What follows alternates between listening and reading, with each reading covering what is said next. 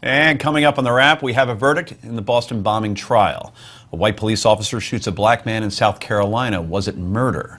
White House computers were hacked. Now authorities believe the Russians were behind it. We'll discuss all of that, plus yay or nay and potluck. This is the Daily Wrap, live from New York City.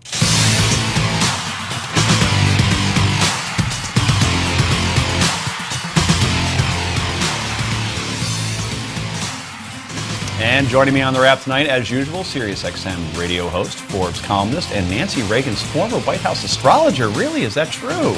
Do you know, you're going to laugh, but I actually knew her White House astrologer. Really? Yeah, I was his lawyer. Wow. We have our own astrologer. I was warm on our lie of the night. Co-host Rick Unger. Also, she is the yin to Rick's yang. Heather Hansen is That's here right, in we're the yellow. yin yang. And finally, she is the co-host of Close Encounter. Lisa Janovitz is back. Let's get right to the Daily Download.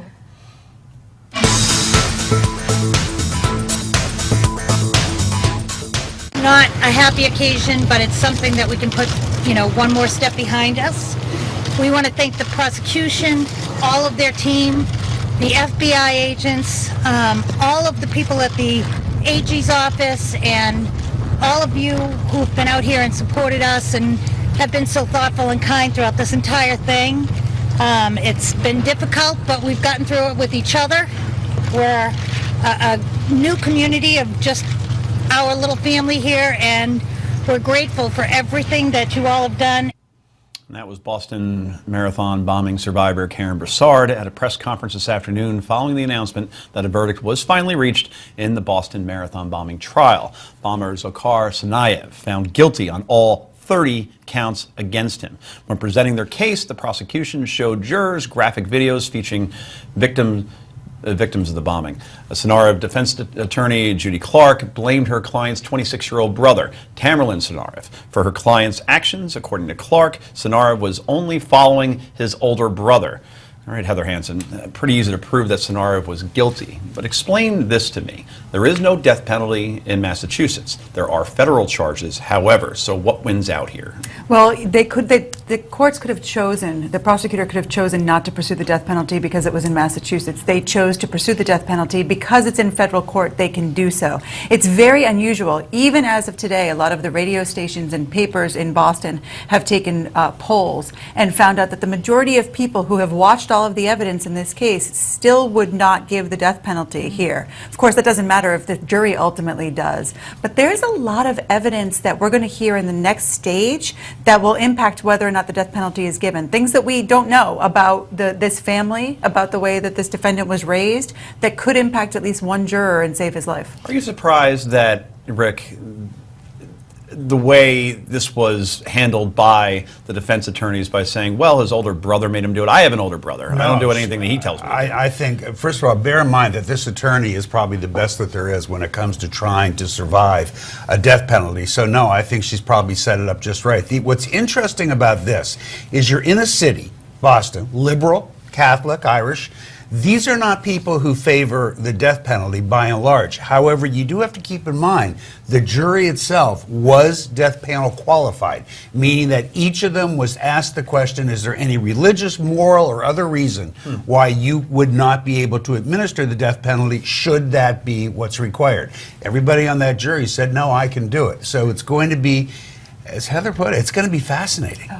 What happens here? It's a whole new trial. You'll hear openings again. You'll hear testimony. The prosecution will put forward testimony and evidence about aggravating factors. So the fact that he put the backpack down next to a child. You'll hear victim statements. Right. But then you're going to hear from the family, perhaps, and different evidence and witnesses on behalf of the defendant to set forth mitigating factors. And we don't know what they are. We don't know whether he will be called. There's a whole lot that we have yet to learn about what happened here that we'll learn soon. Do you think there's any likelihood that he will testify to plead for his life? It is, I think it's unlikely. But, the thing that's interesting is Judy Clark, Rick pointed out what an amazing attorney she is. She represented the Unabomber.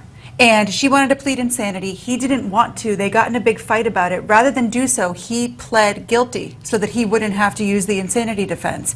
Here, we don't know. The defendant in this case could very well want to say Exactly. death to America. Consider his He religion. might think He that may he's a want martyr. to die. Right. So if that's the case, then certainly she's not going to put him on. We'll learn a lot more once we get started with the mitigation phase. But this is the phase where you just wish there were TVs in the courtroom, because it is going to be fascinating stuff. Why aren't there TVs in the courtroom? Massachusetts federal courts don't allow it. Massachusetts doesn't allow it for the most part. Oh, wow. Yeah, cable news certainly isn't very happy about that at all. No, and in the public, I mean, it's a whole different issue. I have a problem with that, because the public deserves to see this. We saw Jodi Arias. We deserve to see this trial. Absolutely. Well, joining us now is former Navy SEAL and former FBI Special Agent Jonathan Gilliam. Jonathan, will this type of verdict help deter future attacks? I mean, it could deter people who are, I would say, on the lower end of the threat basis, people who are mad at the government, possibly. But the reality is, with people like that swear allegiance to ISIS, or people that just have it in to do some type of terroristic or destructive behavior, I don't think court cases really have a big sway on those types of people's opinions, honestly. Jonathan, do you think that terrorists should be allowed to have Miranda rights? No, and I'll tell you why. Because I believe we're in a war, and I believe that those people are combatants of a war. They just happen to be an operative that's over here. And when you swear allegiance to an ideology, it's no different than you swear an allegiance to, the German, Hitler movement back in World War II. It's Jonathan, how do you know it's a terrorist until he's arrested and tried? Of course he has to have his Miranda rights. That's the law in the United States. He's not a terrorist until today, when he was convicted of it. He was a suspected terrorist. Well, I think again, this is a slippery slope, but that's the effective part of terrorism. We have to start looking at the potential people who are committing these things, and we really need to rethink this Miranda issue. I know this is it's been in the court system, and Miranda is a standing law, but the fact is, we're in a war now for the first time in our history since the Revolutionary War, where we literally have operational experts or combatants that swear allegiance to another country or another ideology coming here, basically a foreign enemy coming to fight here.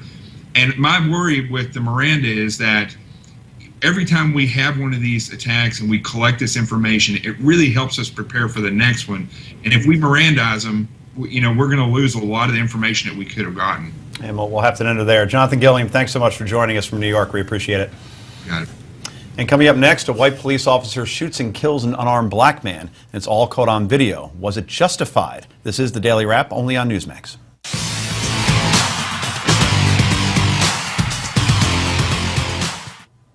And disturbing video just released yesterday of a South Carolina police officer shooting an unarmed black man after a routine traffic stop.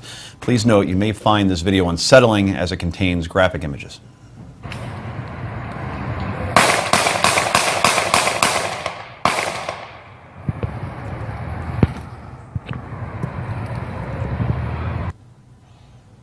And that was North Charleston Patrolman Michael Thomas Slager firing 8 shots at the back of Walter Lamar Scott as Scott runs away. Mr. Scott died at the scene. The officer claims a struggle ensued after Scott tried to grab his taser. At a press conference yesterday, North Charleston Mayor Keith Summey said the officer will be charged with murder.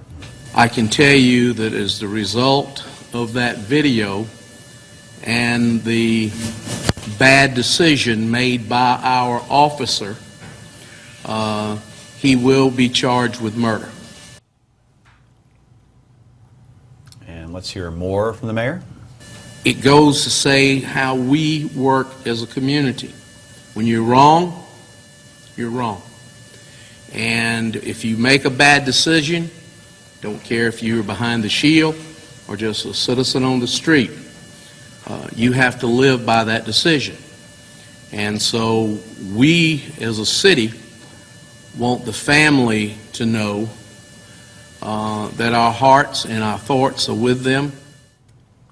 Scott's family attorney, L. Chris Stewart, responded to the news that the officer will be charged. As we watched the news where the mayor announced that the officer would be charged with murder, everyone in the home just started crying and hugging.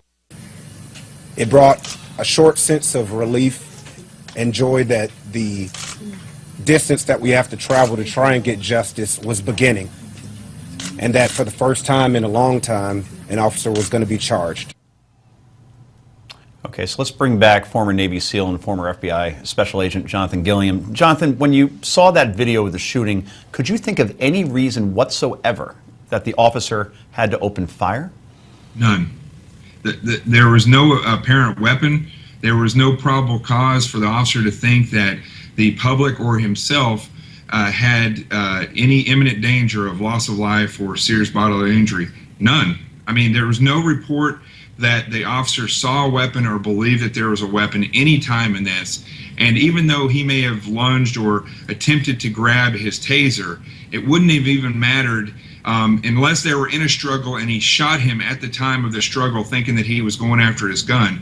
As soon as the unarmed individual fled, there's no reason to think that he's moving to a position of cover or he's trying to gain a weapon. There's just no legal justification for that shoot. I couldn't agree more. And while on the Joe Madison radio show last month, President Obama said that white cops shooting black men is not an isolated incident. Do we have that sound? We just saw the Ferguson report come out.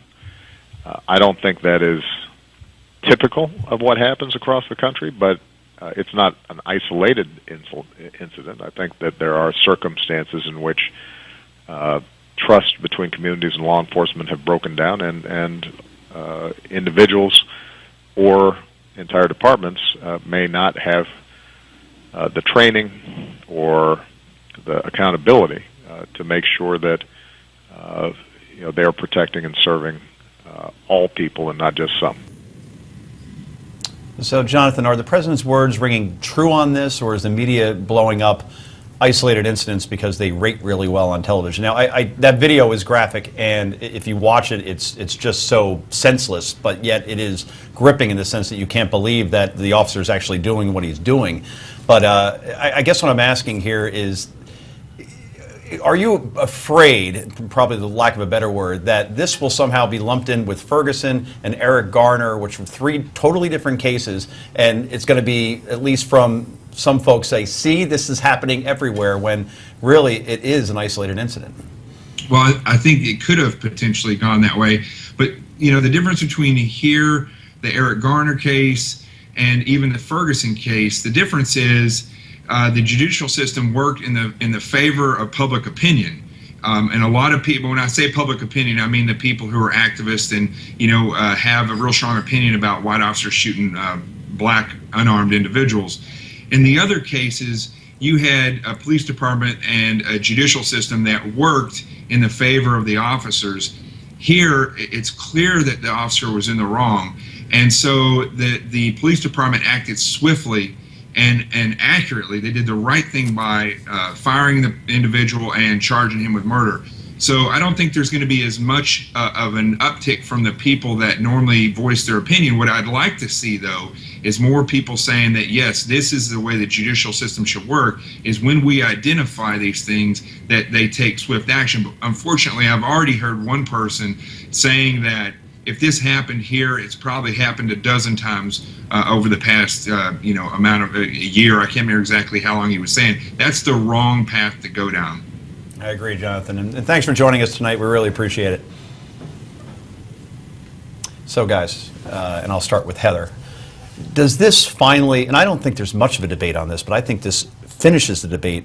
We were fortunate, again, the wrong word here, but thank God this was videotaped, because then it's the cop says one thing, the victim says another, and we have Ferguson all over again. Here, it's clear and concise, decisive what happened. Should all police officers wear cameras? No doubt about it. That police officer had no idea that he was being videotaped. And today in the Daily Beast, they had an exclusive interview with his attorney, who he had for about 2 minutes before the attorney saw this video and no longer agreed to represent him. It was clear to me from that interview that this police officer had no idea that this existed. Had he known that he was being videotaped, it is pretty likely to me that he never would have shot this guy, because he would have known that he was being videotaped. And already in where this happened, they have already decided that they are going to put body cameras on all of the police officers. This is the nail in the coffin of any argument that you should not do this. And Rick, this will ultimately, I hear the cost concern around cameras on cops. You know what? It will save money in the end bet it because of will. all the lawsuits that you'll Yes, avoid when this is exactly right. documented. No question. And Look, both sides will be more cautious. And I want to follow up on a good point that Jonathan made, which is what you saw here was the local mayor, the local police department, once they knew all the facts, you couldn't ask them to behave better. And if anybody starts protesting this, they have missed the point. It was a terrible thing that happened, but this is local law enforcement reacting correctly. The one thing that we must think about, had that video not shown up, this officer would have gone free, and that is the lesson we have to focus on. Absolutely, and I think going forward, and we've talked about this in the show before, with everything, the phones are no longer phones. Phones are cameras, and right. everybody is using them. Coming up next, did the Russians hack White House computers? And a little later, did President Obama go over the line when commenting on Governor Scott Walker's foreign policy experience? Rick will have some thoughts on that. This is the Daily Wrap, only on Newsmax.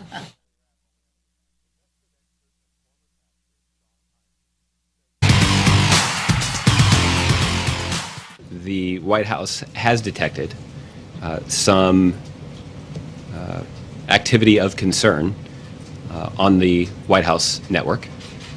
There is an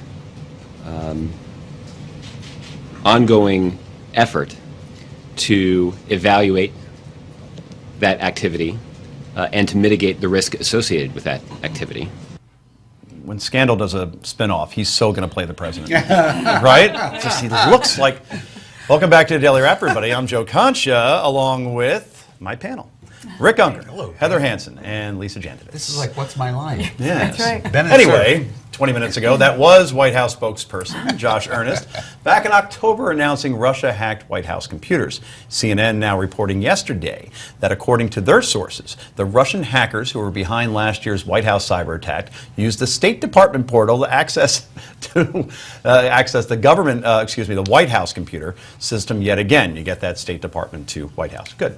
However, according to White House Deputy National Security Advisor Ben Rhodes, hackers did not access any classified material. The White House has detected some.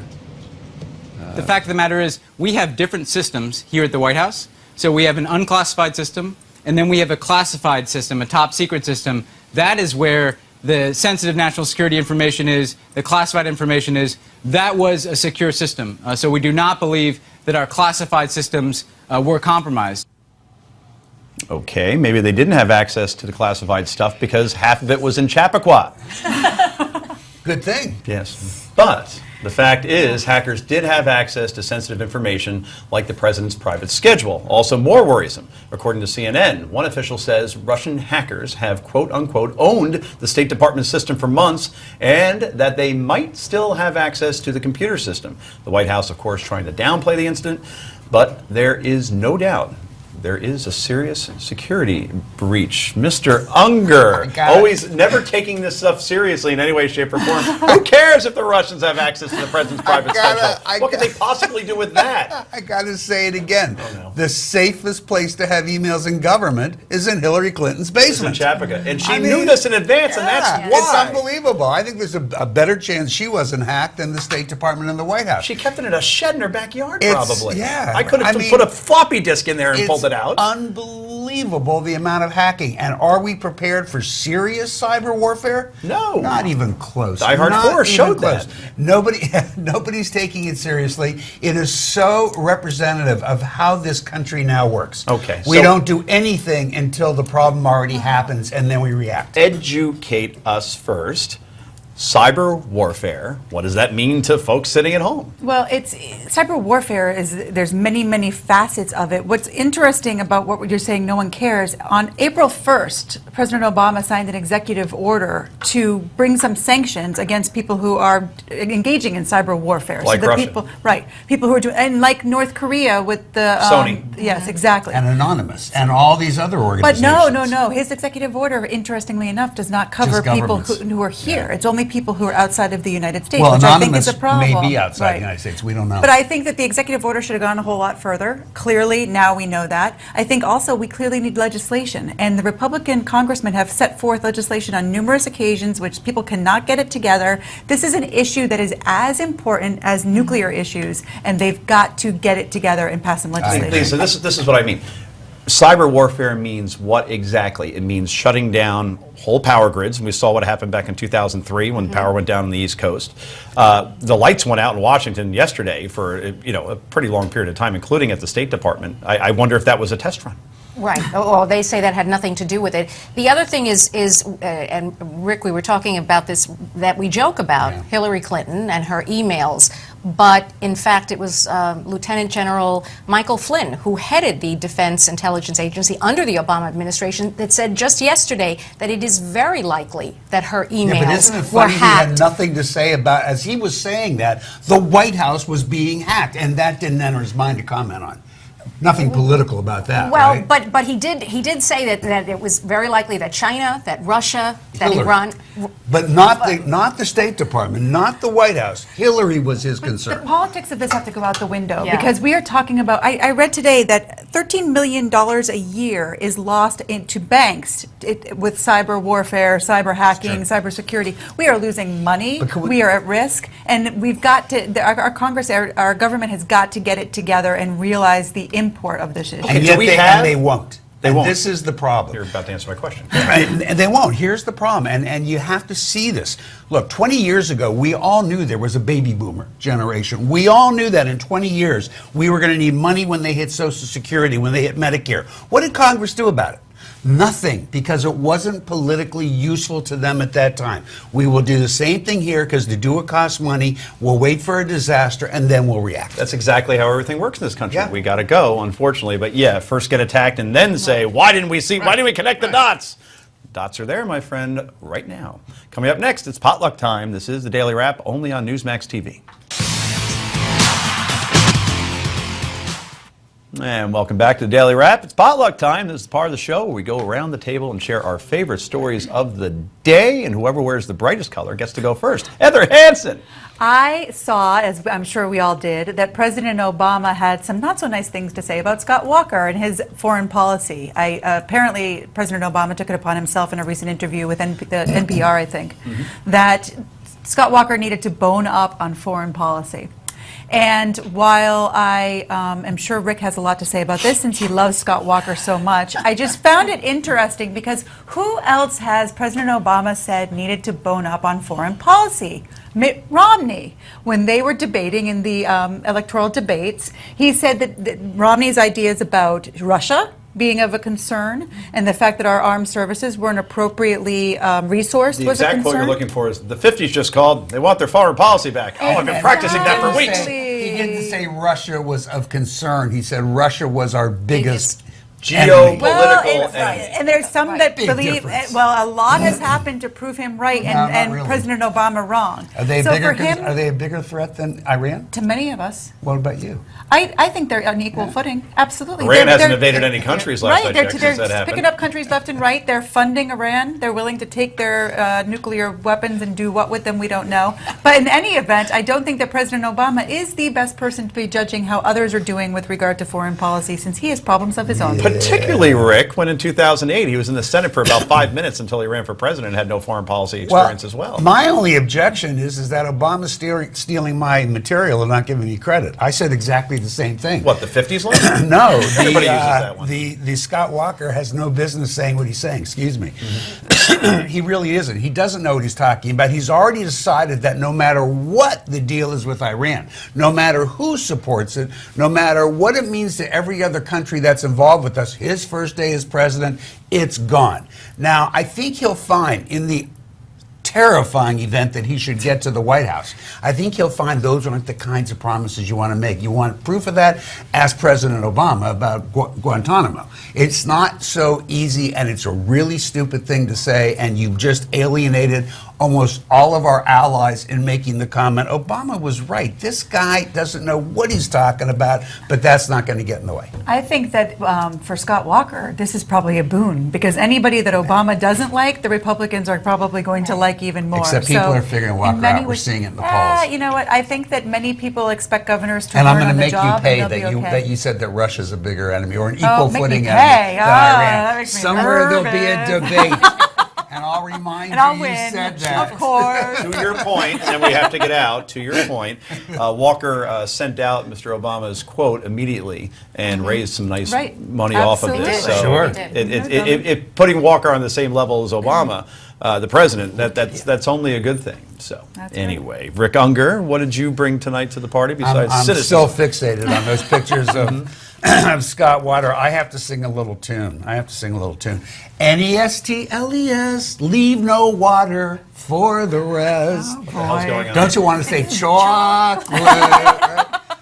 Nestle's is pulling, thank you very much. Nestle's is pulling out hundreds of millions of gallons of California water, despite the fact that the state is having maybe the worst drought in history, certainly the worst drought in our recorded history.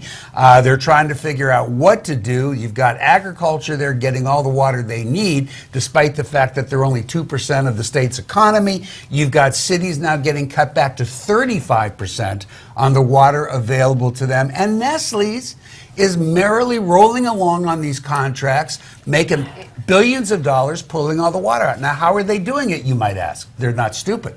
They made deals with the Indian tribes, which are not subjected to the laws of the state or the federal government.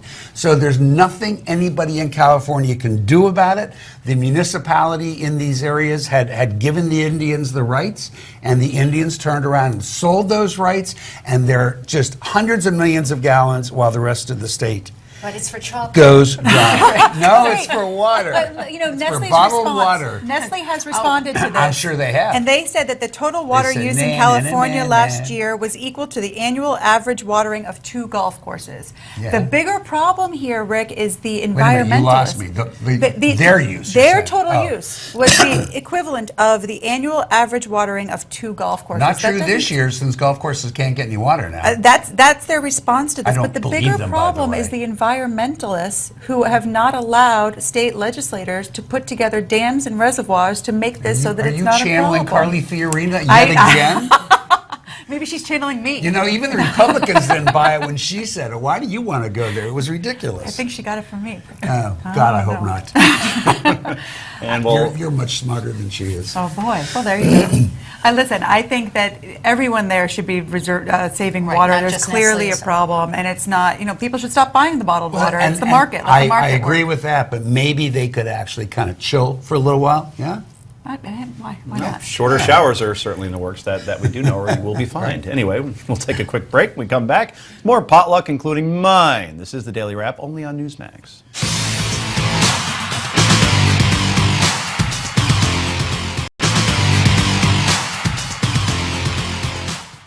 And welcome back to the show. I'm Joe Concha, and if you're just joining us, we're in the middle of our potluck where we're sharing our favorite stories of the day. Lisa, ladies first, or third in this case. What do you got? Well, some good news for Starbucks, or at least Starbucks employees. They are doubling on their college tuition program. They are now offering free to college tuition 4 years of college as opposed to their previous 2 years. This is in partnership with Arizona State University, their online program. And full-time as well as part-time employees are eligible. In fact, you only have to work 20 hours a week at Starbucks to be eligible.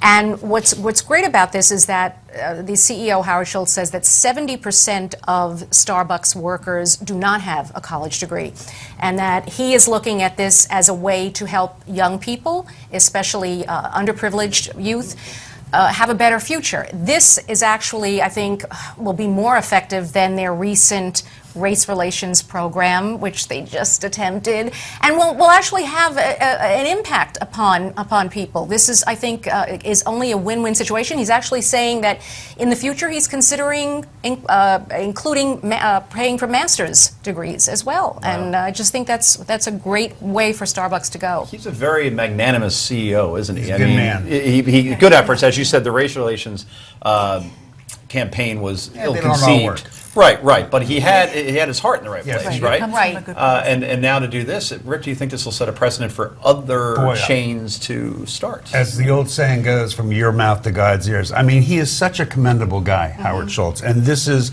such a great idea and such a great program that only says one thing: I actually care about my employees. Right, and I want them to be Right. happy. Yeah, it's just, you can't say enough good about it. I mean, other smart corporations might learn a lesson that, in an era where we're all concerned about income inequality and what's happening to the younger people and getting ahead, what a great idea. And you know what? It almost, because I've said in this program before, I really prefer Dunkin'. I think Dunkin' has the best coffee out But there. it makes you want to go. But makes now you- I I may know. almost go to Right. Starbucks and pay the $7 for a Right. cup of coffee. I know it costs 'Cause you 10 cents to appreciate make. them. Yeah, exactly. Like, good. I So support it's that. great PR for them and ties into their brand of, as we have all been saying, caring about the people who work there. And you can tell the people who work there are happy. They definitely, I Well, I've been engage to with a my few where- people. Yeah, so most of the people, that I they know, that's engage, true. they Yeah. seem to like it there, They and they do. get wonderful benefits. They've always been known, but Yes. now it's a head and shoulders great. above. Yeah. If they just could stop filling the coffee up too high, because I always Yeah, have to go to the pour garbage it. can and pour out a little Too bit. hot. So do Yeah, I. hot and I- high. Oh, That's when goodness it's Yeah, gracious. but otherwise, from a PR perspective, And it comes at a very good time when other fast food places or retailers are being forced to pay higher income or give better benefits. This is actually really one of the best things that can be done This for is worth employees. a lot of money Yeah. to people. absolutely. And speaking of PR, it's my turn. We're going to talk about bad PR. So, a little trivia question for you people at home. How much do you think ESPN is worth? 10 billion, 25 billion, 50 billion? If you answered C, 50 billion, you get a gold star. And that's all that Sam Holtz is going to get. Who's Sam Holtz? He's a 12-year-old kid who actually tied for first in ESPN's bracket challenge. Tied for first with a couple other people out of 11 million. How good was his bracket? He only missed 6 picks, and he got the entire Sweet 16 right, Elite 8, Final Four, and the champion. That is very hard to do. So ESPN, with this bracket challenge, the top prize is $20,000 and a trip to Maui. So he would have been placed in a raffle with the other winners that he tied with, and then one of them would have won. Except Sam now isn't eligible. You know why? Because he's 12 years old, and the rules clearly state you have to be 18 years or older in order to enter this contest. And he used his dad's email in order to get in, right? So ESPN, again, worth $50 billion. They're under the Disney umbrella. They said, well, we're going to have him come on SportsCenter and he could anchor there for a little bit. Okay, but let me tell you what the what the head of their PR said, as my phone just decided to leave me for a second.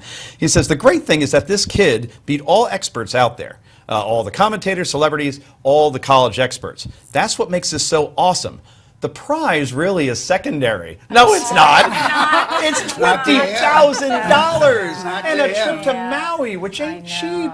So all they had to do, this is very simple, either give him a trip to Disney, you own it, or $20,000 in a trust, you're speaking of college, to a scholarship. When he turns 18, he can access it, and when he graduates high school, take the family on a nice trip to Maui. They had an opportunity to take this and make it into something great, and now instead they they're getting still will. killed. I'm sorry? I said maybe they still will when they hear a lot of they a have lot to of. say You about know it. whose fault no. this is? Whose? The lawyers. What do you mean? Because it's at certain age groups. He snuck on with his dad's email. I'm telling you what, these types of contests, the lawyers are all over them. And you start bending the rules for Yeah, but one who's- person, now you've got a bunch of Who's it- 12-year-olds. oh, who's it going to hurt? I'm not saying, listen, Send him to Disneyland with his Right. parents and then put him into college. It's absolutely what I have a Lawyers feeling get that in may the way. happen, and the PR guy I just Absolutely. read, he contacted me today once he So talked to me about my Disney. column that I wrote about. Anyway, when we come back, it's time for Yay or Nay. This is the Daily Wrap, only on Newsmax.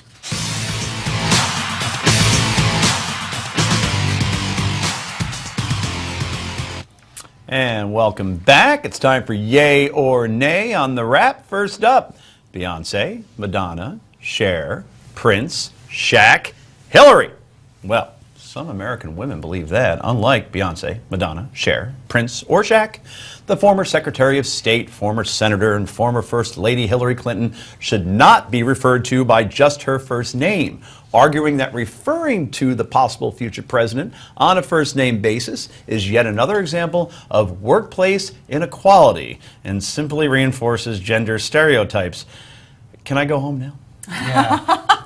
On the other hand, others argue that it helps make her more personable and say using her first name serves as a distinction from her husband, aka the other Clinton, Bill. Whatever the case, Mrs. Clinton was referred to as Hillary 4 times more than President Obama was referred to as Barack when they ran against each other in 2008. And yes, somebody actually kept track of this. But Clinton is not alone in the single name game. President Eisenhower was called Ike. President Roosevelt was called Teddy, the first one. Mitt Romney was often called Mitt. And even Jeb Bush printed bumper stickers calling himself Jeb because there might be some other Bushes around. Anyway, is using just Hillary sexist, Lisa Jandovitz? No, I don't think so at all. I think that's ridiculous to say that. And you had just made the point that we're not going to call her Clinton because of Bill. Right.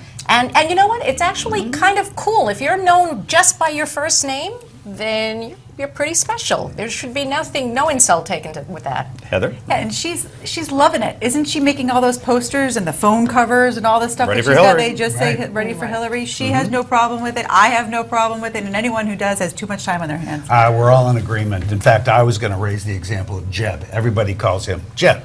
So, no, there's not. Because there's a couple of George Bushes around, Yeah, exactly. right. Look, this is a journalism thing, people, as well. Now, whenever I'm writing, I just don't keep saying President Obama over and over again, and I never just call him Obama, by the way, because I think it's disrespectful to the office regardless of who's holding it. But then I can't just keep saying President, I have to refer to him as Mr. Obama, the Commander-in-Chief, the former Illinois Senator, whatever you got to do. So, yeah, Hillary, Bill. You can't say Hillary Clinton over and over again. When she's president, will you call her President Clinton? Yes. Yes. Yeah, you won't call her Hillary anymore. Right, because there was 2 President Bushes. Right. People will get Right, which one is president, even though some would argue that maybe Bill would be president. Yeah, but see, that's 2 for 1 that's deal. kind of an interesting question because if she becomes president, same with Obama. I'm the same thing. He's not a Not gonna friend call of him mine. I wouldn't call him Barack, Barack, and I wouldn't call her Hillary. Yeah. Anyway, if she becomes president. NASA says we will find alien life in the next 10 to 20 years. Good Lord. Yep, top scientists now saying that it's no longer a question of if, but when. They even know exactly where to look, specifically Mars, really, Jupiter's moons, and possibly Saturn as well. But don't think they're going to find little green Martians like this. Yep, there we are. Oh, my. We're not green. That would be fun. Yeah, it wouldn't be too bad. I think I like my tattoo body better. What's that movie with Sarah Jessica Parker where they put her head on the dog? Oh, yeah. Mars Attacks. Mars Attacks. Yeah, that's what I look like. Not just Sarah Jessica Parker, but it is very disproportionate to the body that I have. Yeah, wow. Thanks for that, control room. We appreciate that. Anyway, they're more likely to find microbes? Yes. So should President Obama put forward legislation to grant amnesty to these new alien life forms? Yay or nay, Rick Unger? Well, none of you knew my first grade teacher, Mrs. Casey, but I'm pretty convinced that alien life has already been here. So. Fascinating. Heather? No amnesty for the aliens. It scares me. No. Well, no amnesty. I mean, I'm thinking that they're just microbes. I'm not thinking that they're like what we saw on the screen. So I'm going to say no amnesty needed. If they look anything like us, I am a nay. No amnesty for those aesthetically not pleasing people. Anyway, yep, there we are again. Boy, wow, Rick, you look the most alien-esque because Yes, your head fits perfectly on it that does. weird neck. and your skin color actually matches the light coming from the UFO. I could actually do the old Conan O'Brien bit. Almost, the year yeah. 2000, yeah. Finally, President Obama now promising to act quickly to make a decision on whether or not to remove Cuba from the list of terrorism sponsoring countries. Interesting. He says he'll make said decision once he receives a State Department recommendation. Cuba's placement on the list is a remaining obstacle to the restoration of relations between Washington and Havana, something the president hopes to achieve by the Summit of the Americas in Panama City, not Florida, but Panama, on April 11th. So should Cuba be taken off the terror list, Mr. Unger? There has not been an allegation of a Cuban involvement in terrorism in over 20 years. They should definitely be taken off. But Heather, didn't they kill JFK? Listen, it is time for them to be taken off, mainly because the Castros are not that young, and when their government fails, we need to be in there and in place, and we need to have a good relationship with them. Lisa, quickly. I would say yay, especially if the review and the evaluation is complete, yes. Okay, and you guys all failed in that because your answer should have been C. See. Right? It's C. Oh, Cuban that's C. right. It's also a Yeah, yes there. that's- There you Bueno. go. Bueno. Anyway, that's our show for tonight. Thank you all. Thank you, panel. Excellent job as usual. And we'll be back here on Newsmax tomorrow night at 6 p.m. Eastern Time. I'm Joe Concha. And thanks for stopping by, San Diego.